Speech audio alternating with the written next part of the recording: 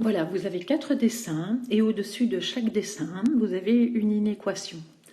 Vous devez la résoudre grâce au dessin. Il n'y a pas de calcul à faire, c'est le dessin qui vous le dit. Alors le premier, on doit regarder à quel endroit f de x est plus grand ou égal à 0. F de x, c'est la parabole qui est dessinée là. Être plus grande que 0, c'est être au-dessus de l'axe des y. Elle n'est jamais au-dessus de l'axe des y. Donc la solution, f de x plus grand ou égal à 0, c'est l'ensemble vide. Alors je vais plutôt le mettre comme ça ici. C'est impossible. C'est jamais le cas. Voilà pour le A. Le B. Donc si je reviens au premier, il n'y a aucun endroit où la parabole est au-dessus de l'axe des y. Je vais le mettre ici entre parenthèses. Ça veut dire la courbe est au-dessus de OY.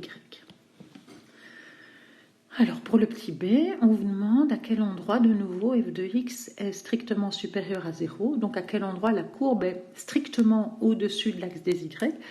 Je vais colorier l'endroit où c'est le cas, donc ici, entre moins 1 et 3. Et donc il suffit de dire, tiens, la courbe est au-dessus de l'axe des y si x appartient à l'intervalle moins 1, 3. Pourquoi? Parce que si vous regardez ici, c'est entre moins 1 et 3 sur l'axe des x que la courbe est au-dessus de l'axe des y, donc x appartient à moins 1, 3. Le troisième, c'est f de x plus petit ou égal à 0. C'est à quel endroit est-ce que la courbe est en dessous de l'axe des y? Donc je dessine l'endroit où elle est en dessous. Voilà. Et donc sur l'axe des x, ça correspond à l'intervalle entre 0 et 4, si c'est bien dessiné. Donc x appartient à 0, 4. Et là, je prends les bornes avec parce que c'est plus petit ou égal, donc je prends les bornes.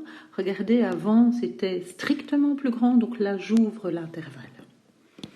Et enfin, le dernier, à quel endroit f de x est strictement plus grand que 0, donc à quel endroit la courbe est strictement au-dessus de l'axe des y, et bien c'est partout.